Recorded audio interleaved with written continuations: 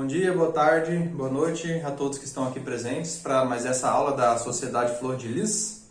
Então hoje vai ser a última aula, né, conclusão do módulo 1. A gente ainda vai ter outras aulas depois dessa, mas em resumo assim, vamos dizer, o conhecimento básico, principal, já vai estar nessas aulas aí, que é a essência, consciência, ego, personalidade, planos espirituais, né? O inferno, o céu, o que tem antes e depois da morte. Os conhecimentos básicos estão aí. Vamos dizer assim, no módulo mais avançado, módulo 2 ou intermediário, a gente vai falar de outros assuntos, por exemplo, a comunhão de Cristo, né, que ele ensinou, vamos falar sobre isso. Vamos falar também sobre aprofundar alguns aspectos que a gente passou nessa aula, tipo roda de Sansara, sobre todas as dimensões, né, as dimensões infernais, as dimensões superiores. E vamos aprofundar um pouco mais nesses assuntos sobre Lúcifer interior e outras coisas mais, tá? Aulas também sobre exorcismo, né? Isso aí vai ficar tudo pro módulo intermediário, tá? Algumas magias também, para vocês poderem utilizando para fazer magias para vocês mesmos, né? Então fica para esse segundo módulo, tá? Então hoje, o assunto que a gente deixa para o final, assim, um assunto, um dos mais importantes, né? Porque a gente já vem falando assim algumas aulas a respeito dos 3 fatores da revolução da consciência, que são a morte espiritual, que é o que? Eliminar os ecos, né? Eliminar os pecados que existem dentro de nós, o nascimento e o sacrifício pela humanidade. Sacrifício pela humanidade é fazer o bem ao próximo, dar o conhecimento para as pessoas gratuitamente, fazer tudo possível para a gente auxiliar a humanidade. Esse é o sacrifício pela humanidade. Agora, sobre o tema nascimento, a gente ainda não tratou até agora, que são os 3 fatores, né? São os 3 pilares para forjar Ciclopes na nona esfera, né? Forja dos Ciclopes, para forjar o que a gente precisa se completar. Quando a gente foi criado incompletos, então falta várias partes em nós. E para essa criação acontecer em nós, é necessário nós trabalharmos com o segundo fator da revolução da consciência, que é o nascimento. Trabalhar com o segundo fator da revolução da consciência é trabalhar com uma coisa que se chama Kundalini. Kundalini, eu acho que é um tema já bem conhecido. Você já ouviu falar sobre, Gilvan, Kundalini? Perguntando você, porque o Abílio ele já participou de outras aulas aí. Já ouviu falar alguma coisa a respeito da Kundalini? Eu já ouvi falar alguma coisa que é a energia que vai despertar a Kundalini, algo desse tipo, né? Uhum. É uma energia a ser despertada. Sim? Mas eu ouvi muito por cima, aí eu não sei. Uhum, entendi. Então, a gente teve a aula sobre os 7 chakras, né? Que tem os chakras principais. A Kundalini, essa palavra, ela é uma palavra lemuriana que vem de Kundartiguador. Kundartiguador significa, vamos dizer assim, seria como se fosse a cauda satânica. Toda representação que a gente vê de um demônio, ele tem sempre aquele rabo, né? Os chifres, aquele tridente, né? Às vezes vermelhinhos eles, né? Sempre que a gente vê essa representação do demônio, eles têm aquele rabo. Aquele rabo lá é o Kundartiguador, a Kundalini invertida, a Kundalini desenvolvida para o mal. Então, Kundalini lembra Kunda de Kundartiguador e Lini é uma palavra lemuriana que significa fim. Então, Kundalini a tradução seria o fim do órgão kundartiguador, essa palavra Kundalini. Então significa o quê? Que é a transformação do demônio em anjo. Basicamente é isso. Todos nós que estamos encarnados, em algum ponto, né, ainda somos demônios ainda. Tem gente que é mais anjo, tem gente que é menos anjo, tem gente que é mais demônio, tem gente que é menos demônio. Como se a gente fosse pegar assim, olhar pela metade, né, a pessoa é quase toda demônio, um pouquinho de anjo. Aí tem outros que já estão autorrealizados, você olha, ele é anjo, já não tem mais demônio nele. Inclusive teve até uma visão de uma criança uma vez que ela olhou e falou: nossa, por que tá todo... Porque todo mundo tem auréola de anjo, mas corpo de demônio. Por quê? Porque todo mundo que está encarnado é um capetinha, né? Então, Kundalini é o fim desse estágio de demônio avançar para esse estado de anjo. A Kundalini, ela é uma serpente. Isso não é uma simbologia, não. Ela realmente é uma serpente, se for olhada espiritualmente. Ela fica enroscada 3 vezes e meia em uma espécie de um invólucro, que é uma espécie de um ovo, e fica localizada ali no chakra básico, entre o órgão sexual e o ânus. Ali jaz Kundalini adormecida, e ali ela fica dormindo. Quando a Kundalini, e cada ser humano, ele tem uma Kundalini de uma cor diferente, de uma forma diferente, de acordo com o raio de criação que ele foi criado. Saber qual raio que vocês fazem parte é só olhar pela testa. Se tem um risco na testa, primeiro raio. Se tem 3 riscos na testa, terceiro raio. 4 riscos, quarto raio, até o 7º raio. Assim vocês veem qual é o raio de criação que vocês pertencem. Aí pode pesquisar na internet, que vocês vão ver aí. Sim? O raio tem a ver com a essência também? O Easter perguntou aqui se o raio também tem a ver com a essência. Sim, o raio tem a ver com a criação da essência, né? Também com o desenvolvimento da consciência, tem a ver com todo o desenvolvimento espiritual que a gente pode ter nesse plano, tá ligado com o raio de criação nosso. Porque pelo esse raio que a gente vai seguir ele até a autorrealização, pelo nosso próprio raio. Aí pode ser raio da força, raio da vontade, mas aí já é outro assunto, né? Mas aí a Kundalini ela desenvolve de acordo com o seu respectivo raio. A Kundalini ela é o fogo do Espírito Santo.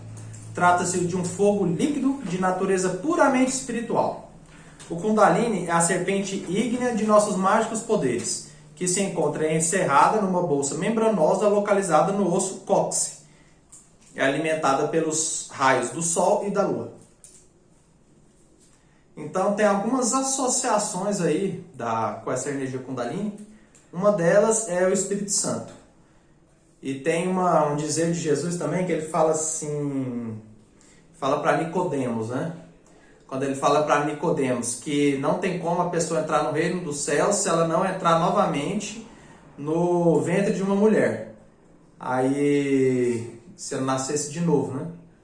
Aí Nicodemos pergunta, mas como que eu vou nascer de novo? Eu devo entrar novamente no ventre da minha esposa?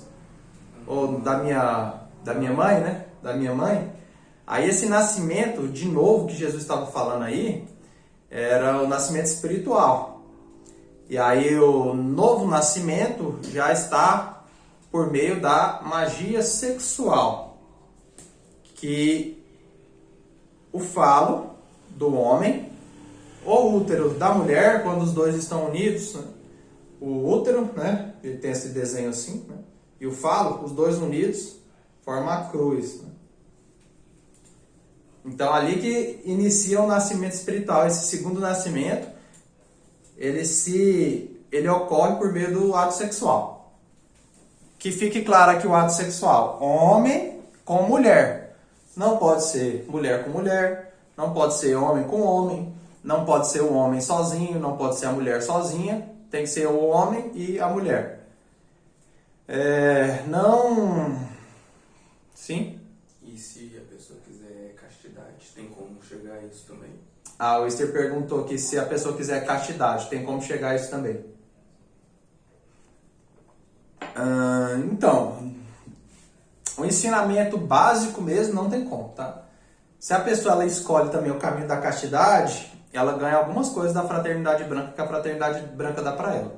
Os padres mesmo, que eles seguem esse caminho da castidade, eles têm aí pelo menos até o 5º olho aberto. Todo padre, todo ele. Então eles têm um nível de evolução maior. Agora, para forjar os corpos, é preciso a energia sexual, porque a energia sexual é aquela energia da vida. Não tem todo ser humano que está vivo nessa terra, ele nasceu por meio do sexo. Não tem nenhum que não nasceu por meio do sexo. Então, para forjar outros corpos espirituais, que é o nascimento espiritual, outros corpos, a gente tem que ser pelo ato sexual, tá? Mas com o ato sexual aqui nós dizemos o ato sexual científico, tá? Não é esse ato sexual normal. Mais pra frente eu explico um pouco dele. Tá? Claro que tem alguns recursos aí que a gente estão encontrando aí para quem quiser escolher esse caminho da castidade aí para se autorrealizar sem necessariamente precisar do sexo. Ainda vai ser necessário a energia sexual, mas é uma outra forma de usar essa energia sem precisar usar ela pelo sexo. E quando eu falei isso aí, que só pode ser o homem e a mulher, eu não estou falando aqui de preconceito com nenhum desses gêneros, tá, gente? Porque o ensinamento, infelizmente é esse, tá? Tem que ser o casal, homem e mulher. Quando a gente chama ele de grande arcano, né? Quando Noé, quando Noé, toda a humanidade ia ser exterminada por meio da água, Noé então levou um casal de animal para a arca. Daí o grande arcano. Por quê? Porque a arca de Noé foi a salvação para as espécies. E o grande arcano é a salvação para nós, seres vivos, seres humanos que queremos chegar ao grau de anjo algum dia. Né? Chegar ao grau de autorrealizado, chegar ao grau de mestre de luz, tem que ser por meio da alquimia. A alquimia é essa mesma magia sexual. Os antigos alquimistas, eles não podiam tratar desse tema abertamente, que eu estou falando aqui hoje em dia. Né? Eles não podiam chegar e falar isso, porque naquele tempo lá a Inquisição era muito forte. Então, cada alquimista que fazia esse trabalho de transmutação sexual, eles começaram a desenvolver termos para ocultar aqueles estudos que eles estavam fazendo. Então, se alguém da Inquisição pegasse o livro deles, acharia que eles estavam estudando coisas científicas. Por exemplo, todo alquimista precisa começar com o trabalho de branquear o seu latão. Esse é o primeiro processo do alquimista. O que é branquear o latão? O que você acha, Wister? Branquear o latão. Eliminar os ecos. Aí o Wister acertou. Branquear o latão. Começa fazendo a eliminação dos egos. Porque à medida que os egos vão sendo eliminados, as energias que estão bagunçadas no nosso corpo, cada chakra alimentando de uma energia errada, eles começam a se equilibrar os hidrogênios dentro da máquina humana. Então esse é o primeiro processo de branquear o latão. Porque com esse branqueamento do latão também, a energia sexual ela vai ficar mais ativa, mais limpa e propícia para a transmutação. Então os alquimistas eles também falavam sobre pedra filosofal é mais para frente. Eles falavam também sobre transmutação do chumbo em ouro. Transmutação do chumbo em ouro é o quê? É essa transmutação sexual. Porque agora sim é o segredo do grande arcano. É o quê? O homem e a mulher iniciam um relacionamento sexual. E quando está se aproximando o momento do espasmo sexual, tanto o homem quanto a mulher, então nesse momento se encerra a relação. Antes de ter o que a gente chama de derramamento do vaso de Hermes. Né? Ou ter o derramamento sexual, na linguagem mais esdrúxula. Né? Para antes de ter o derramamento sexual. O Tantra, ele fala sobre isso também. Tantra significa controle. O Tantra, ele trabalha muito com isso, se manter sempre no início. Que é assim, a pessoa começa a relação sexual, aí a energia sexual ela vai aumentando, vai aumentando. Isso aqui é um gráfico, tá? Gráfico. A energia sexual vai aumentando, aumentando. Quando tá chegando lá no clímax, aí tem o orgasmo, a energia ela cai. E ela cai para baixo do que estava antes. Então aí às vezes a pessoa fica em estados depressíveis, às vezes até mais forte do que ela estava antes. Aí o que é o ideal? A pessoa começou o ato sexual, a energia vai subindo, vai subindo, vai subindo, quando chega que está no clímax, que é o momento que vai abrir a porta da espiritualidade para a pessoa, vamos dizer assim, abrir a porta dos encantos, né? Do jardim das delícias, aí a pessoa para. Aí a energia sexual vai baixar, claro. Só que aí ela já não cai tão baixo quanto ela estava antes, ela fica um pouquinho acima. E aí assim, à medida que a pessoa vai fazendo isso, sobe, para, uma hora ela vai chegar num constante que ela vai ficar assim, ó, muito tempo.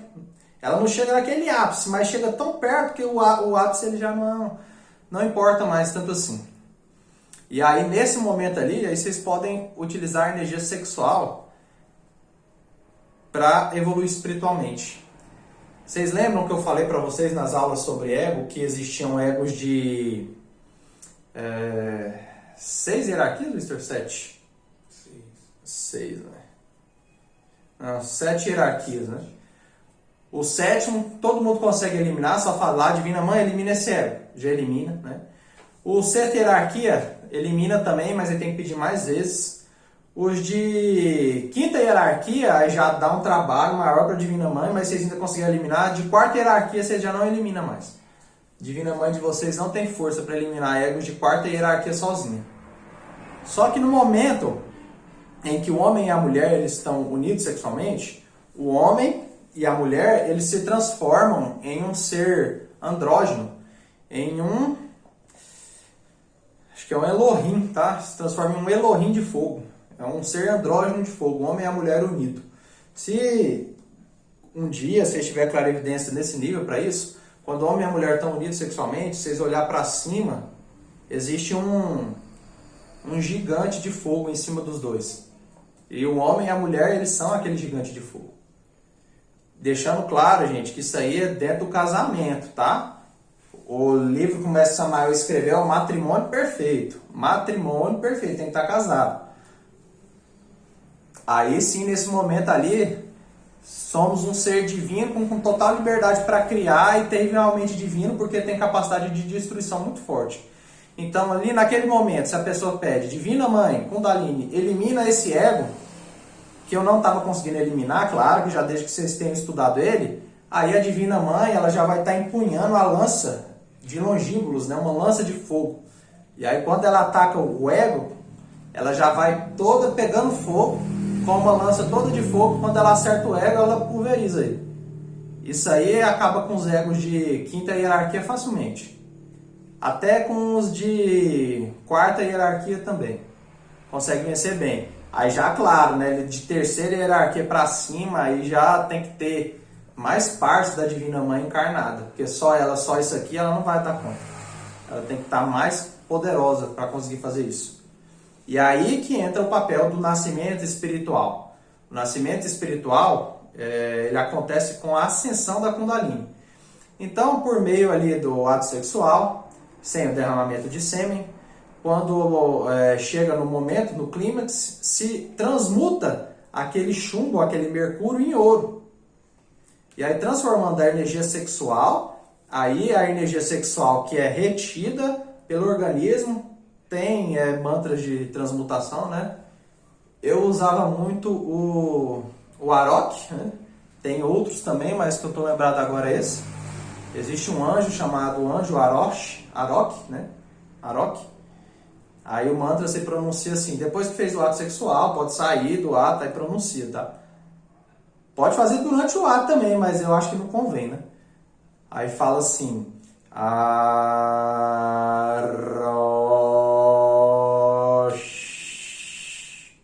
à medida que vai fazendo isso, a energia sexual ela vai se transmutando e aí ela pode ser utilizada para despertar Kundalini. Quando a energia sexual que restou do ato sexual ela é direcionada a Kundalini, primeiro a Kundalini ela desperta, ela acorda. O que é isso? Ela abriu o olho, só isso. Ela vai abrir o olho e aí depois com um especialista, né? Quem estiver fazendo esse trabalho pode pedir meu auxílio, auxílio da Luana. Nós estamos aí para auxiliar a levantar a Kundalini das pessoas que estejam já prontas para fazer esse trabalho. Que aí o mestre tem que fazer o quê? Ele tem que ir até o discípulo que já tem essa energia, tem que romper o vulcro, né? O lacre, para a Kundalini poder sair do ovo. E aí quando ela sai, ela embica para a coluna. E aí ela faz um som que parece com o som de uma serpente. Que é aquele mesmo mantra S, né? Faz esse som. E aí, com medida que a pessoa vai utilizando a energia sexual, aí a Kundalini ela vai subindo pela coluna. Cada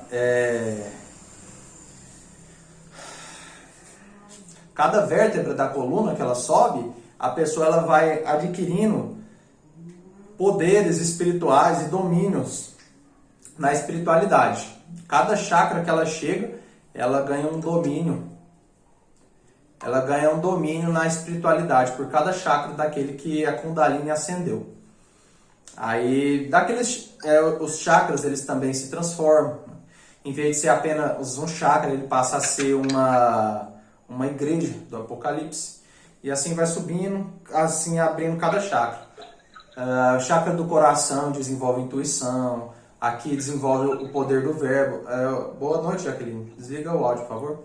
Aí desenvolve o poder da fala, também do verbo. Desenvolve as asas da projeção astral. Desenvolve o lótus das 1000 pétalas quando chega ao topo da cabeça. Aí esse aqui é o processo dela. Ela sobe pela coluna, aí desce até a raiz do nariz. Aí vocês acenderam a primeira Kundalini. Essas primeiras Kundalinis aí, elas são de fogo, tá? O áudio, Jaqueline, por favor.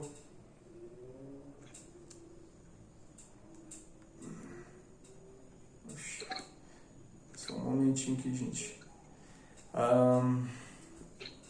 Essas aí são as primeiras Kundalinis que a pessoa tem que fazer esse processo. Esse processo de ascensão da Kundalini, ele é o processo do nascimento espiritual. Tem outras formas também. Aí depois que criar a Kundalini, tem que criar o corpo espiritual para aquilo. Só que isso aí sobre a criação dos corpos a gente fala em umas aulas mais para frente, tá? Porque é um assunto bem longo, bem extenso. Mas já fique avisado que a gente tem 7 Kundalinis de fogo. São 7 Kundalinis de ouro, 7 Kundalinis de luz. E depois tem que solarizar as Kundalinis de luz também. Quem quiser chegar nisso, né? Quem não quiser não precisa. O básico é desenvolver pelo menos as 7 de luz. E esse aí é o processo de nascimento espiritual, tá? Criação das Kundalinis e dos corpos. Se vocês verem quando pegar um neném, quando o neném está se formando, Jaqueline, clica aí no microfonezinho, por favor. Quando o neném está se formando, se vocês olhar o fetozinho, vocês vão ver que ele tem só uma cabecinha e como se fosse um rabinho, né? A coluna. Então, todo o corpo, quando ele começa a se desenvolver, ele começa ali pela coluna. E aí depois que vai desenvolvendo todo o corpo, como se fosse um girinozinho, né? Então, os corpos espirituais nossos também, eles começam a se desenvolver pela coluna também.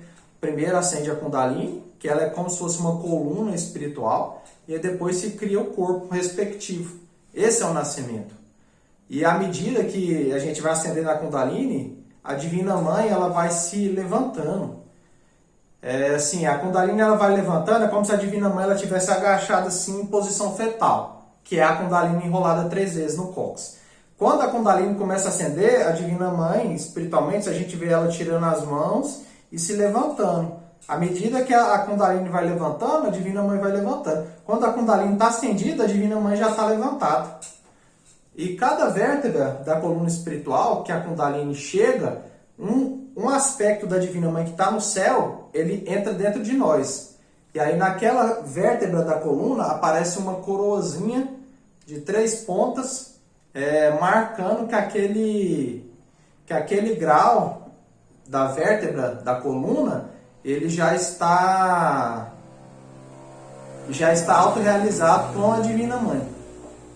É como se fosse um carimbo do plano espiritual, né? No Oriente chama-se força sexual de Kundalini, no Ocidente de Espírito Santo, mas é o mesmo fogo sexual encerrado na bolsa membranosa do cóccix. O segredo para se despertar a Kundalini reside na seguinte receita: conexão do Lingam Yoni, sem perda do sêmis, traduzindo, a conexão do pênis com o útero, sem o derramamento do sêmen. Então, esse é o segredo dos segredos de todos os séculos, né? Esse ensinamento, ele antigamente era revelado apenas nas escolas de mistérios, sempre para poucas pessoas. Vocês veem que quem está aqui presente, sempre poucas pessoas, que é revelado esse ensinamento, só que antes não se falava tão claramente, né? Antes se entregava velado. Tinha, quando a pessoa terminava o primeiro nível, eles entravam numa câmara secreta, e ali tinha ali uma caixa, onde que eles abriam. Quando abria a caixa tinha um falo e um órgão sexual feminino. E ali o discípulo ele tinha que desvendar o que significava aquilo, né? Qual que era o mistério daquele conhecimento. Aí hoje a gente já explica ele assim, mais liberal, até porque a humanidade ela não tem muito mais tempo, né? Não tem mais tempo para se perder, porque já está chegando ao fim dessa raça. Então é isso, conexão do órgão masculino com o feminino dentro do casamento, sem o derramamento de sêmen. Aí podemos trabalhar com o nascimento espiritual. Quem perdeu aí, Jaqueline, volta lá no vídeo, depois do comecinho da aula que você vai entender melhor, tá? Ou se tiver dúvida, pode perguntar aí. Por que tem que ser o homem e a mulher dentro do casamento? Porque quando a gente mexe com a magia sexual, a gente está mexendo com os infernos atômicos da gente. Porque, um exemplo para vocês entenderem. Essa terra que a gente vive, ela é um ser vivo. Então, ela é um corpo de um ser espiritual, que é o regente dessa terra. No momento, Melquisedeque. É o corpo dele, nesse momento. O rei do mundo. Então, nós que estamos aqui nesse planeta, nós somos as células do Melquisedeque. Nós somos as células que mantêm esse planeta vivo. Nós somos as células que fazem todos os processos e alimentam o planeta. Existem as células cancerosas também, né? Que acabam com o planeta. Por isso que às vezes o planeta dá uma varredura e acaba com tudo, né? Dentro de nós é a mesma coisa, né? Nós temos nossas células também que estão fazendo esse mesmo processo para a gente, né? E a gente também tem que desenvolver, né, espiritualmente. Vou dar uma perdida aqui sobre o que eu estava falando. Encerrando o nosso cóccix. O segredo para despertar Kundalini, as semis. Sim. E aí por isso que eu falo mexendo no inferno atômico nosso. Porque quando a gente mexe com a magia sexual, a gente está mexendo com o nosso interior. E chega até ir além desse nível de células, até no nível de átomos. E os átomos que são pertencentes aos nossos egos, aos nossos demônios interiores, eles são o inferno que existe dentro de nós. Então, quando a gente tentar praticar magia sexual no relacionamento, a gente está mexendo com o inferno que ainda existe dentro de nós. Estamos lutando com o demônio. Se um só está fazendo esse processo, ou os dois que seja, o que vai acontecer? Os egos eles vão se manifestar. Por quê? Porque eles não querem morrer. Então, isso aconteceu comigo, né? Eu pratiquei, fiz isso, aí os meus egos se assustaram. E aí eu fiz coisa que eu nunca tinha feito, né? Tipo, xinguei palavra que eu nunca tinha falado na minha vida. E aí acaba com o relacionamento. Então, por isso que só pode fazer dentro do casamento. Por quê? Porque no casamento já tem toda uma estrutura ali, né? Já tem uma casa que os dois vivem juntos, já tem um trabalho, os dois já estão acostumados no convívio um com o outro. Já tem algumas responsabilidades a mais, tem filho também. Isso tudo aí, querendo ou não, força o casal a se permanecer unido, né? Porque vocês não pensem que depois que vocês estão casados e for praticar magia sexual para eliminar ego, que vai ser mil maravilhas, gente. Não vai também, tá? Tem as maravilhas, tem também, mas os egos eles vão entrar em conflito. Teve um momento comigo e com a Luana que os egos, nossa senhora, tava difícil. A gente lutava para manter Tava lutando para manter a harmonia, né? E era bate-boca diário, né? Mas vencemos, graças a Deus. E hoje em dia conquistamos uma harmonia que a gente não teria se ainda tivesse egos, né? Mas aí o casal ele tem que estar disposto a isso, né? É possível também o homem fazer sozinho o trabalho ou a mulher fazer sozinha. Também tem essa possibilidade. Existem algumas pessoas que conseguiram fazer isso. Mas, no mínimo de tudo, a outra parte do relacionamento, ela tem que ter ter o consentimento, sabe? Deixar pelo menos a pessoa fazer aquilo. Que aí o caso que aconteceu foi assim, teve um homem, né, que ele seguia esses ensinamentos, ele quis se levantar, só que a mulher dele, ela não queria parar de derramar o sêmen, né? Claro que isso aí vamos dizer assim, é o processo que derruba todo mundo, né? E que levanta também, né? Que levanta também. Mas eu falo assim, derruba porque a maior parte das pessoas tá indo bem, tá desenvolvendo bem, na hora que chega na magia sexual. Rapaz, aí fica todo mundo. Vamos dizer assim, é um trem, né? Muitos entram num trem, os que chegam na estação final são poucos. Poucos chegam na estação final. Dá pra contar nos dedos os mestres da Fraternidade Branca. Tipo assim, acho que tá numa média de uns 36, 40, por aí. 40 se for muito, né? Então vocês imaginam, eu tô dando esse ensinamento assim, mas pessimista total. Mas estamos na esperança, né? Quem sabe aí a gente alguém não faz esse processo também, né? Sei que quando eu queria fazer isso aí, eu tive que me esforçar muito. Aí, quando a pessoa está em relacionamento, os egos, tanto do homem quanto da mulher, eles vão entrar em choque, né? E como que ele se manifesta? Pelo corpo mesmo da pessoa. Às vezes a pessoa acha que não suporta a outra, mas é os egos que estão manifestando. Então por isso que o ideal é fazer dentro do casamento, tá? Pode usar essa energia sexual para cura também, né? Durante o gesto, né? Pede a cura de alguma doença. Aí pela energia sexual fica mais fácil de obter a cura. Por meio da energia sexual fica mais fácil de atingir a cura, pedindo ela durante o ato. Isso aí já durante, vamos dizer assim, se for namorados, até mais aceitável, tá? O ideal, eu tô falando ideal, tá? Era fazer o ato sexual só depois de casado. Mas como eu sei que essa humanidade nunca vai fazer isso, né? Nem eu não fiz. Mas é o melhor, tá? Para evitar um monte de situações indesejáveis que é perigoso causar por causa disso, tá?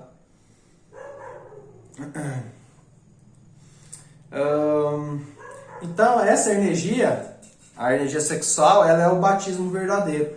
Ela é o batismo do Espírito Santo, o nascimento espiritual. Então, na aula passada, quando eu estava falando a respeito de que as pessoas que não eram batizadas, elas iam para o limbo, né, morriam sem ser batizadas, eu estava falando desse batismo. Do batismo do Espírito Santo, do batismo das águas criadoras, das águas sexuais. Né? Porque aquele líquido ali é a água da criação dentro de nós mesmos. Quando a criação foi ocorrer, foi feita a partir dessa água da criação que está dentro de nós. Que é essa mesma energia sexual. O sêmen, se ele for retirado sem ter sido ejaculado, ele tem cheiro de jasmim. Isso aí não sou eu que estou falando não, tá? Tem experiências científicas mostrando isso aí. Cheiro de flor, jasmim. Depois que o sêmen ele é excretado, começa a desenvolver uma substância nele que chama... duas substâncias químicas. Que chama putrescina e cadaverina. Então vocês imaginam, será que é bom derramar isso mesmo? Duas substâncias de cadáver, né? Cadaverina e putrescina. Quando ele não é derramado, a substância que desenvolve é o jasmim. A pureza dele, né? Então, quando a pessoa ela não derrama o sêmen, ela começa a gerar dentro dela energia crística, energia de Cristo. Quando ela derrama o sêmen, ela se enche de energia satânica, de energia luciférica. Então, vou falar um trem um pouco doído, mas toda a humanidade hoje em dia ela é uma humanidade luciférica. Todos rendendo culto a Lúcifer, infelizmente, tá, gente? Em outra aula a gente pode exemplificar isso melhor, por que isso está acontecendo. Mas antes a humanidade ela não era assim, tá? Antes o ato sexual ele era só realizado nos tempos de mistérios e sempre com o objetivo da criação. Sempre com o objetivo da criação, era vistoriado por anjos também, tá? E não tinha esse tipo de derramamento de sêmen que tem hoje em dia, né? Todos nós, infelizmente, a gente nascemos dessa... não do jeito ideal, tá? Quando o homem ou a mulher, eles têm um filho dessa forma, sem o derramamento de sêmen, o filho ele nasce com mais energia vital, vai ter uma vida mais longa, nasce mais resistente, com uma genética melhor e com mais saúde também. E ainda tem uma chance muito maior de naquela família nascer uma divindade, um mestre de luz, para vir clarear a terra. Então tem esses processos também. Quem for querer fazer isso, tem jeito, tem ensinamento de como fazer isso também, para trazer para a terra mestres de luz. Formas para trazer seres de luz para cá, né? Encarnar espiritinho trevoso, né? Encarnar espíritos já puros. Então isso que eu estou explicando chama-se magia sexual. Com essa receita desperta-se o fogo do Espírito Santo, ou Kundalini, que rompe a bolsa membranosa em que está presa para subir pelo canal situado na medula espinhal. Esse canal é chamado de Sushumna no Oriente. Tal canal permanece fechado nas pessoas comuns e normais, mas os vapores seminais o abrem e o despertam. O Kundalini entra pelo orifício central e ascende por um fio situado em seu interior. Na Bíblia, quando fala ali no Apocalipse a respeito das duas testemunhas, eles estão falando a respeito desses canais, que é um canal central, né, que passa pela coluna, e dois canais transversais, que eles vão circulando assim, até chegar na raiz do nariz. Sai do testículo esquerdo e chega na narina direita, sai do testículo direito e chega na narina esquerda. Na mulher, inverte, tá? É o contrário do homem. Aí eles vão subindo assim e subindo pela coluna. Tanto é que tem as transmutações, né, que são feitas com a respiração do nariz, né? Puxa pela uma narina, tampa a narina, solta pela outra. Puxa por uma narina, tampa, solta pela outra. Vai fazendo esse processo de movimentação de energia. Isso vai movimentando esses canais de pingala. Vai movimentando eles, movimentando também a energia sexual. Tanto é que tem aquele símbolo da medicina, que ele é muito conhecido, né, que é o caduceu de Mercúrio, que é um bastão com duas asas e duas ramificações em volta dele, né? Esse é o símbolo de Mercúrio, símbolo de Hermes Trismegisto, né? 3 vezes grande. Por que 3 vezes grande? Porque subiu as 3 montanhas. As 3 montanhas da evolução espiritual. Ser mestre 3 vezes. Mestre nos mistérios do fogo, mestre nos mistérios do ouro e mestre nos mistérios da luz. Dando continuidade, essas coisas que eu estou falando, gente, eu estou dando essa aula e também adiantando algumas coisas mais para frente, tá? Vocês vão entender mais para frente em outras aulas. A abertura do orifício do canal de Sushumna se realiza sob a direção de um átomo angélico situado no sêmen. O fino fio por onde sobe a Kundalini é muito delicado. E se não se retira antes do orgasmo e chega a derramar o sêmen, eles se rompem como um fio ou um fusível queimado. E o Kundalini desce uma ou mais vértebras, de acordo com a magnitude da falta. Então tem algumas faltas aí que pode acontecer para levantar ou subir a Kundalini, tá? A pessoa parou de derramar o sêmen, está praticando a magia sexual para levantar a Kundalini. Ou então ela é solteira mesmo, encerrou, parou de se masturbar, e aí está começando a armazenar energia em si, né? Aí o que é sujeito a acontecer? Ela tem uma poluição noturna, que é o quê? Ter um sonho, deitar para dormir, ter um sonho erótico, e quando acordar já, vamos dizer assim, caiu do caminho da serpente, né? Aí qual é essa falta? Por essa falta a pessoa vai perder uma Kundalini? Às vezes perde, tá, gente? Sujeito perder. Mas às vezes não. Depende da situação. Por exemplo, a pessoa ela cometeu essa falta inconscientemente? Foi? Não, então beleza, não tem por que tirar nada dela. Agora, essa pessoa cometeu essa falta porque ela estava vendo site pornográfico, por exemplo. Aí com certeza vai perder alguma coisa, né? Essa pessoa cometeu essa falta porque ela estava andando na rua e passou um homem muito bonito, uma mulher na frente dela, ela olhou e seguiu o caminho. Só que aquela imagem fica na cabeça da pessoa, depois ela acaba tendo alguma coisa de noite. Foi um gesto que ela não quis. Não tem por que ter falta, né? E assim a lei ela vai vendo também, de acordo com o grau espiritual de cada um, com a exigência espiritual de cada um, ela pode perder, ela pode não perder, ela pode ganhar, ela pode não ganhar. Para receber cada grau da Kundalini é muito custoso, tá? Tem que se esforçar muito. No livro Aprendiz de Mago, eu falo ali que a minha acendeu muito rápido, né? Algumas minhas. Mas por quê? Porque eu já tinha elas levantadas em outras vidas. E aí eu tive que abaixar elas porque Deus mandou. Então eu estava obedecendo Deus. Ele que te mandou eu fazer coisa errada.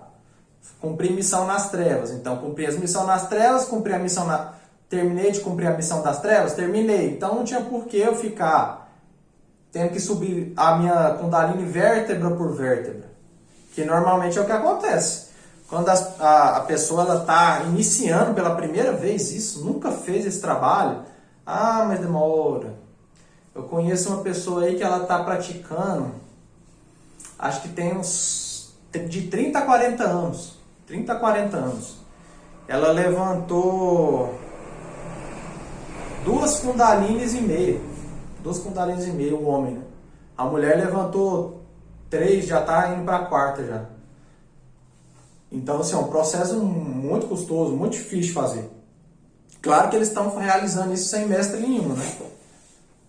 Voo solo, como diz, né? Sozinhos. Aí, muito mais difícil, né? Quando tem um mestre do lado... Aí, Luiz, você tá com a gente quanto tempo, Luiz?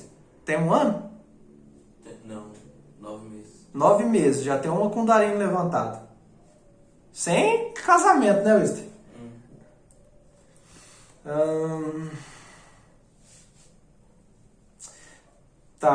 Chamamos de cânones ou pirâmides, as vértebras espinhais, e cada cânone se relaciona com certos poderes ocultos. Existem 33 cânones espinhais, e quando o fogo de Kundalini sobe esses 33 cânones, entrega-se o bastão dos patriarcas no plano astral. Recebe-se alta iniciação quando já recebeu o bastão dos patriarcas. A alta iniciação é a fusão da alma e espírito com o íntimo. Então, assim, a cada nível de Kundalini que a pessoa desenvolve, ela recebe algo a mais, alguma parte sua que está faltando. A gente vai ter uma conferência para falar sobre os 7 corpos. A gente não fala disso não, né, Esther? Vai ter uma para falar sobre os 7 corpos. A cada corpo que chega, a pessoa ela recebe alguma coisa, né? Que nós estamos incompleto. Então, tem uma parte... Vamos dizer assim, nós somos um quebra-cabeça. A parte principal não, né, gente? A parte mais fuleirinha que vocês pensam está aqui na Terra. Mas é a parte fundamental, onde que é a base de toda a estrutura. Então, à medida que a pessoa vai desenvolvendo, as outras partes do quebra-cabeça vão vindo do céu e vão encaixando nela. Vão encaixando e completando ela. Aí nisso aí, tem outros corpos espirituais, tem outros olhos espirituais, tem asas espirituais, tem alma espiritual que está faltando, espírito espiritual fica difícil, né?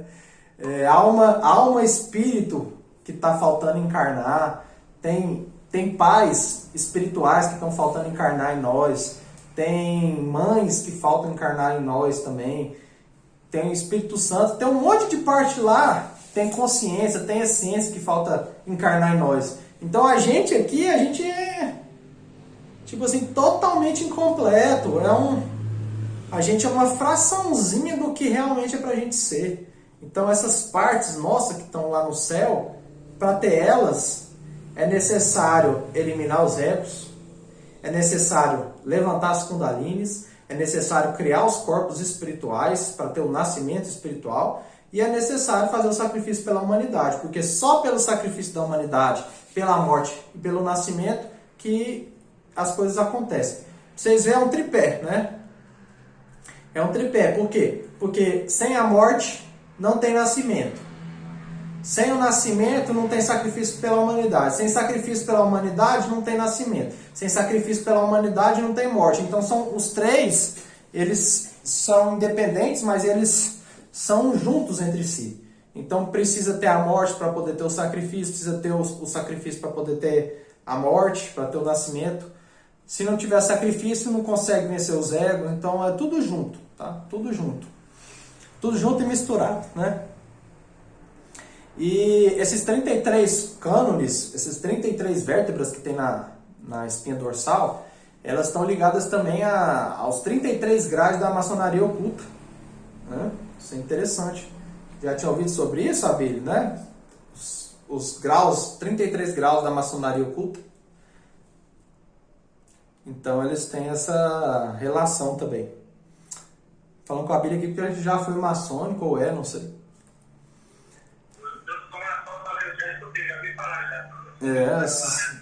Maçonaria ela já foi extremamente espiritualizada. Hoje em dia ela deu uma caída, mas mais pra frente ela vai se reerguer de novo em espiritualidade.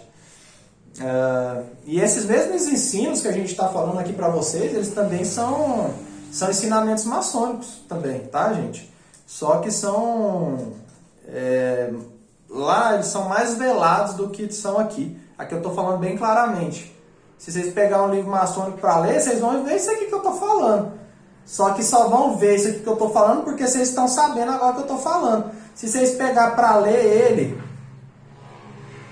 sem ter esse conhecimento aqui agora, vocês não vão identificar esse conhecimento, o grande arcano, por exemplo. Agora, quando já sabe, olha lá e identifica que é isso mesmo que eles estão falando. Alma, espírito e o corpo búdico ou intuitivo, quando esse corpo búdico se funde com o íntimo, nasce um novo homem celeste. Espera, ele está falando a respeito aqui do bastão dos patriarcas, né? Quando a pessoa ela levanta a 7ª serpente de fogo, e os corpos também, ela recebe um íntimo. O íntimo ele é uma maravilha, né? É um aspecto mais superior, um dos aspectos mais superiores que a gente tem, o primeiro pai que está no céu. Pai nosso que estás no céu. Né? Cada um de nós tem um pai, cada um de nós tem uma mãe. Na verdade, cada um de nós tem uma mãe que na verdade se ramifica em 3 e um pai que também ramifica em 3 também. Porque é sempre a trindade, né? Santa Trindade. Aí recebe esse bastão dos patriarcas. O bastão dos patriarcas é o bastão do pastor de ovelhas, sim? Então todos nós temos 3 faces. Todos nós temos 3 faces? Não. Todo mundo que está... O Easter perguntou se todos nós temos 3 faces. Todo mundo que está encarnado tem uma face só. Quando chega nas alturas da 2ª montanha, aí pode ter as três faces, que são as 3 cabeças. Cabeça 1, cabeça 2, cabeça 3. As outras 2 cabeças são a coluna Jachim e a 2ª coluna Boaz, que é Adão e Eva. Para vocês verem como nós estamos incompletos. A gente tem uma cabeça só, era para ter 3. Esse bastão do patriarca é o bastão do pastor de ovelhas. Quando a pessoa ela tem o bastão dos patriarcas, aí sim ela recebe autorização da grande fraternidade branca para ter uma religião. Ter uma religião, sim, ser o pastor das ovelhas. Conduzir um rebanho. Nesse momento é permitido. Aí como é que está hoje em dia? Tem um monte de gente que é pastor de ovelhas e não tem. Não tem o bastão de patriarca e não está nem perto de ter, não sabe nem o que é isso, não sabe nem que existe. Que aí é os famosos cego guiando cego. Como é que uma pessoa que não vê nada da espiritualidade, que não vê espírito, não vê nada, vai guiar? Guia do jeito que ela está podendo ali, né? Hierarquicamente, né? Guia assim. Aqui, ó. Guia assim, né? Guia do jeito que ela pode ali hierarquicamente, mas não é um guia, não realmente um guia verdadeiro. Tem uma noção para orientar a pessoa, pode orientar, mas guiar mesmo não tem como. Uma vez eu vi uma pessoa perguntando assim, ela perguntou, como é que a gente faz para se defender das coisas das trevas, né? Para se defender, tipo assim, de encosto, dessas coisas assim, demônio, como que a gente se defende dessas coisas? Detalhe, a pessoa que estava perguntando não via, e ela estava perguntando para uma pessoa que também não via. Então vocês imaginam essa conversa. Um cego perguntando para outro cego como é que é enxergar. Como é que vai ficar uma explicação dessa, gente? Meu Deus. Aí o cego, o que eles podem fazer hoje em dia? Os pastores, e os padres, em geral afora. Pode falar a respeito do que eles acham que é enxergar. É isso, né? Às vezes tem um ou outro que está melhorzinho, mas enquanto não tem o bastão dos patriarcas, não é um mentor verdadeiro, não é um mestre de verdade. E mesmo depois de ter o bastão dos patriarcas, isso ainda continua. Isso aí, para ter o bastão dos patriarcas, é só ser um grande mestre dos mistérios do fogo. Ainda tem mais 2 montanhas ainda para escalar.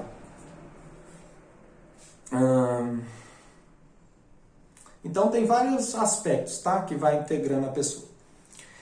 Esse dificílimo labor de despertar a Kundalini e fazê-la subir vértebra por vértebra, tal como fez no corpo físico, realiza-se sob direção de um especialista, a Ronsa. É o nome do extrato anímico do corpo etérico. A Ronsa é o mantra que o nosso mestre vocalizará para despertar e fazer o Kundalini subir de coluna espinhal do corpo etérico. Então, assim, isso aqui está indo um pouco além do que eu estou querendo para hoje, mas é para vocês entenderem, porque a gente tem 7 corpos espirituais, né? Eu não vou explicar todos não, mas só citar eles para vocês. Corpo físico, corpo etérico, corpo astral, corpo mental, corpo causal, corpo búdico e corpo átmico. Então são 7. A gente começa levantando no corpo físico e aí vai levantando em todos esses outros corpos também. Cada corpo que se levanta ganha um poder, ganha uma parte nossa do quebra-cabeça que está faltando, tá? Aí tem especialistas para cada um desses. Então tem um especialista que vai cuidar da Kundalini do corpo físico, um do corpo etérico, um do corpo astral e assim sucessivamente, tá? Aí nesse caso aqui ele está falando de um mantra específico, que era o Ahonsa, né? Para despertar do corpo etérico. Mas não precisa disso, tá? A gente já está aqui já para fazer o trabalho com todas elas, né? Com uma ou com outra não. Sobre esse desenvolvimento, tá? Caberá ao mestre realizar análogo labor com os corpos astral, mental, causal, nessa ordem sucessiva. Todos esses estratos anímicos deverão ser assimilados pelo mestre interno para realizar-se a fundo e ter pleno direito de se entrar no nirvana. Quando a pessoa ela se autorrealiza todas as serpentes de fogo e os corpos de fogo, e tem que ter eliminado pelo menos todos os egos menores, ter deixado só os egos causais, que são os mais fortes, aí ela vai ter o direito a, quando ela chega a esse grau, o mestre é um Deus onipotente, uma majestade do fogo, um soberano da criação. Esta é a ciência da serpente. Então esse é o primeiro grau do fogo. Aí vocês têm o direito de entrar no nirvana. O nirvana, ele é um paraíso indescritível. Indescritível não, né? Vamos dizer assim, são belos jardins, onde que todo mundo só existe alegria, felicidade. É um lugar de deleite, onde só tem prazer.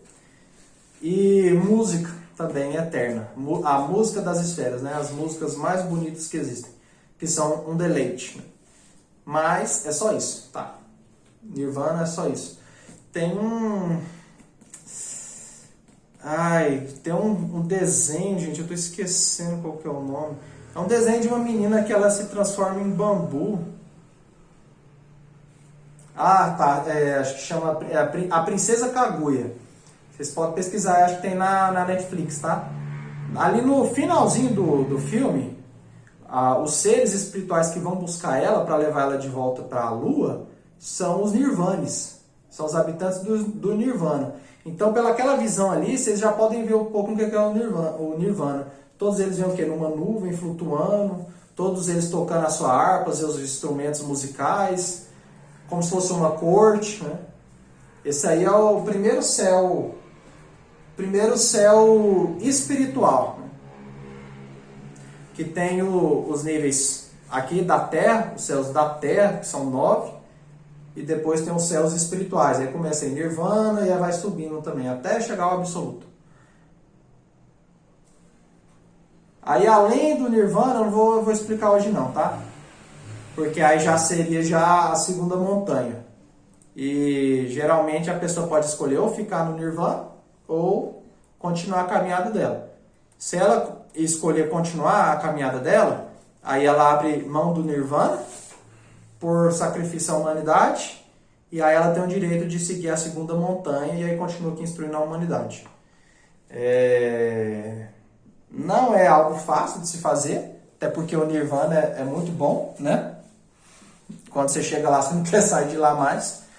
Mas se você não abrir mão de lá, a boa parte do conhecimento que a humanidade era para receber, ela não recebe, né? E por eu abrir mão do Nirvana, que hoje vocês têm lá o livro O Aprendiz de Mago. E tá lá com suas 50 visualizações. Ai, tem hora que fala assim, rapaz, pra que eu fui fazer isso, né? 50 abrir mão deixa pra lá. Mas um ou outro a gente tem esperança que vai auxiliar, né? Para acender a Kundalini, é preciso ter os méritos do coração. A Kundalini ela só sobe mediante os méritos do coração. Então, o que são esses méritos do coração?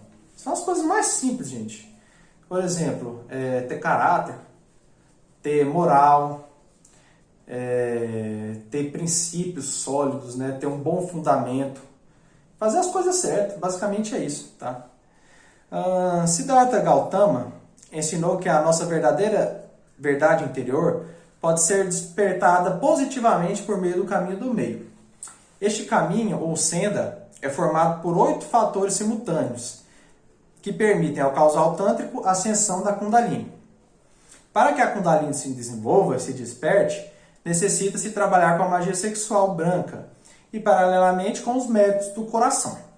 Isso de méritos do coração inicia-se com os 8 princípios fundamentais para o reto viver, para que nossa vida cotidiana entre em ressonância com o correto trabalho interno. Fecha a porta aí, por favor. Então, falar um pouco aqui sobre esses 8 caminhos aí, para vocês entenderem um pouco o que é esses méritos do coração. Primeira virtude, reto pensar. Reto pensar. Para que a serpente ascenda pela nossa coluna vertebral, devemos aprender a usar os pensamentos corretamente, positivamente. Isso significa que devemos nos conectar com a nossa mente interior e não com a mente sensorial ou mente racional. A lógica racional fundamenta-se na lógica formal, enquanto a superior fundamenta na consciência. Todos os pensamentos negativos, luxúria, ambição, cobiça, aqueles 7 pecados, devem ser desligados do corpo para gerar uma mente pura que sinta e diga a verdade, como ela é, e não como queremos que ela seja. A Kundalini não sobe ou atua como uma mente mecânica subjetiva. Então tá aí, ó, uma primeira virtude para ter mérito do coração é ter o reto pensar. O que é isso? É uma coisa básica, não ficar pensando besteira. A gente falou lá naquela aula do karma que o pensamento ele não é cobrado do karma. Mas se a pessoa ela ficar repetindo aquele pensamento, repetindo o pensamento muitas vezes, aí aquele pensamento ele vai começar a se tornar danoso, vai prejudicar a saúde da pessoa, pode prejudicar a outra pessoa que está pensando, que a pessoa fica pensando naquela outra pessoa, pode prejudicar aquela outra pessoa também, e ainda impede a pessoa de ter mérito do coração para ela fazer. Então é o que? A gente ser um policial, uma sentinela dos nossos próprios pensamentos. Então se eu vejo que eu estou pensando algo que não é positivo, eu deixo aquilo embora, não deixo ficar na minha cabeça. Primeiro, pede a eliminação do ego. Divina Mãe, elimina esse defeito. Aí ela vai eliminando o ego. Mas às vezes, os pensamentos eles vêm do ego, mas às vezes não. Eu não tenho mais ego, mas eu ainda tenho pensamentos que não são bons. Por quê? Porque existe o Lu, né? Existe o Lúcifer. E ele ainda tem os pensamentos trevosos dele, que ele emana para toda a humanidade. Então ainda tem esses pensamentos. Esses pensamentos a gente não pode deixar eles ficar manifestando dentro de nós. Se a gente deixar eles manifestar, aí sujeito a acontecer alguma coisa. E por meio desse cuidado com os pensamentos, a Kundalini ela pode acender. E também por meio desses cuidados com esses pensamentos, se a Kundalini já estiver acendida, é que ela pode se manifestar. Porque se a pessoa ela tem a Kundalini acendida, mas pensa um monte de besteira o tempo inteiro, a Kundalini ela não pode manifestar todo o poder que ela tem. Dica. Sim? Também tem a questão da mente. Você fala dos pensamentos? A mente mecânica também tem muito disso. A mente, ele falou que tem a mente mecânica também, né? Mente mecânica porque a gente é animal racional, né? Então o cérebro nosso ele tem um processo de pensamento que é automático dele, que é esse mecânico que o Wister está falando. E a gente tem que deixar de ser mecânico o máximo possível. Que é o que? Estar ali presente nas coisas que a gente está fazendo. Não é fazer que nem se fosse um ciborgue, né? Se fosse um autônomo, né? Um exemplo aí, né? Às vezes está tão cansado que aí senta no carro assim e fala assim, cara, não quero nem ver a estrada, só quero dirigir. Aí você chega aí, quando chega em casa, já cheguei, que bom. Onde é que eu estava, né? Estava totalmente mecânico. Então é isso que é o errado. Segunda virtude, o reto agir. É a forma de se agir interna ou externamente. Na convivência familiar e social, não sabemos como nos comportar adequadamente. De nosso reto agir depende nosso êxito ou fracasso, tanto social quanto espiritualmente. Ser decentes, amáveis, sinceros, mas sem fingir. Não é aquele negócio assim, fiquei bonita, tá linda. Ser bonito, ser sincero, sem fingir, né? E sem machucar ninguém também. Ó, Kundalini não gosta de mentira não, viu? Devemos combinar perfeitamente os eventos externos e internos, evitar atuações hipócritas, falsos sorrisos, apenas para mantermos a autoimagem. Devemos aprender a viver sem sermos vítimas das circunstâncias. Então, nesse reto agir aí, gente, tá nas boas obras, né? Nas boas ações que a gente tem com o nosso corpo no dia a dia, né? Aquelas coisas que eu estava falando na aula sobre o karma, ser uma pessoa educada, uma pessoa que age bem, uma pessoa que não seja falsa. Diz aí, Wister. O básico dos 10 mandamentos. O Wister falou que o básico dos 10 mandamentos... o básico dos 10 mandamentos também, para ter uma boa moral, é o básico, né? Não roubar, não matar, não cobiçar a mulher do próximo, não ter falsos ídolos, né? Não adorar imagens, tá? Mas sobre esse de imagem a gente pode falar outras coisas mais pra frente, tá? E outras coisas mais. Eu não tô lembrando mais, né? Mais algum mandamento isso? Os básicos, tá, gente? Resumo, ser uma pessoa de bem. Jesus, ele disse que não tinha vindo destruir a lei, né?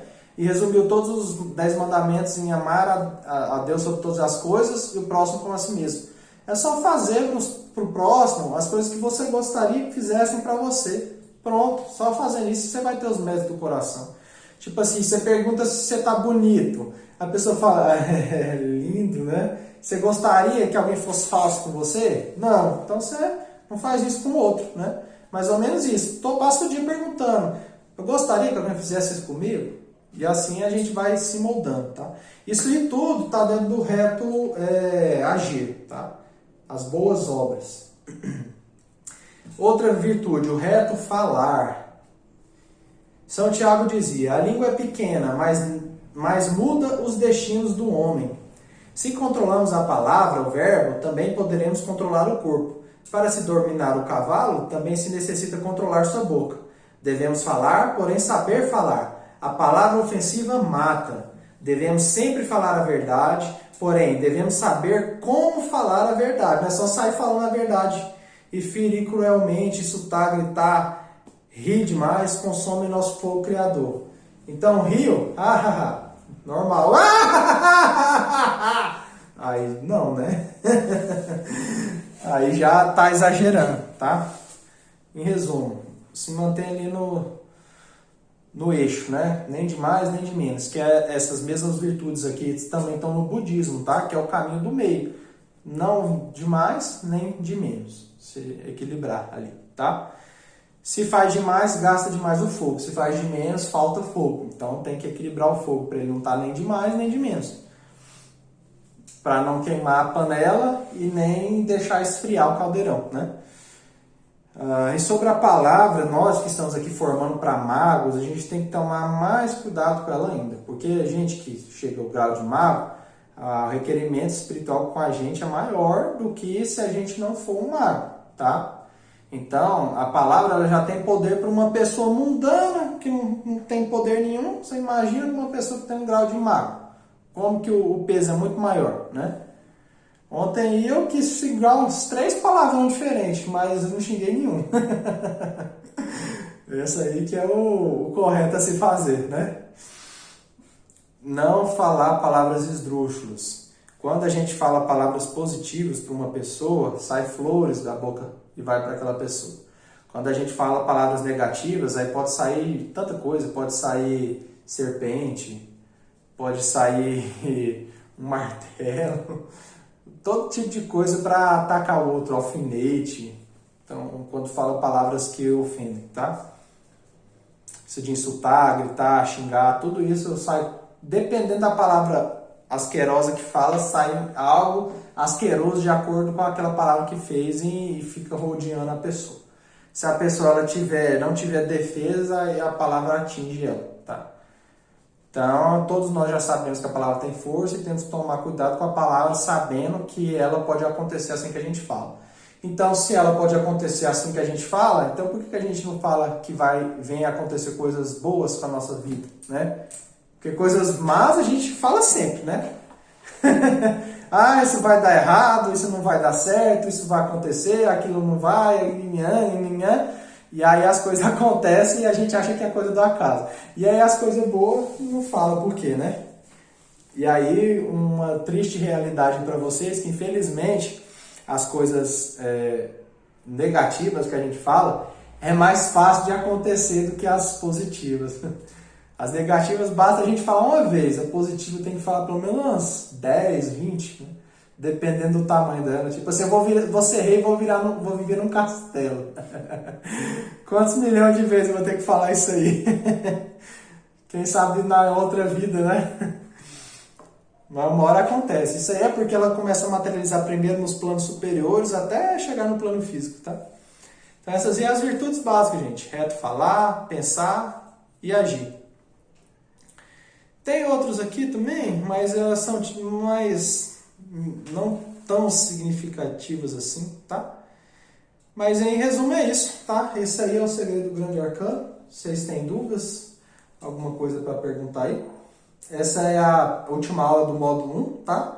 Semana que vem a gente já começa com a primeira aula do módulo 2. Quem quiser participar dessa aula integralmente, eu peço para que vocês comprem um suco de uva. Por favor, se tiver dúvida, escreve aí, tá?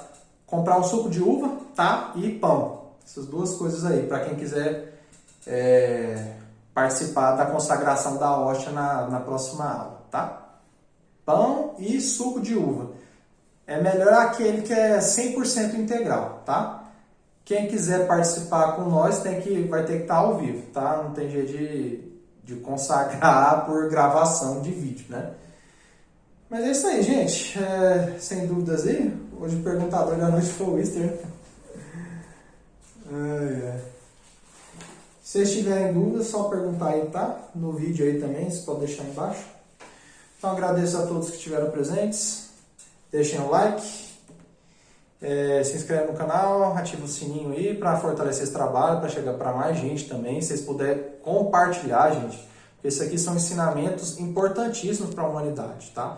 Eu não estou pedindo só para mim não, para o canal crescer não. Isso aqui eu faço por carinho e por amor à humanidade, tá? Por isso que eu faço esses vídeos. Então, por favor, mandem para um irmão, mandem para uma pessoa que precisa também receber essas orientações, tá? Fiquem com Deus, até a próxima.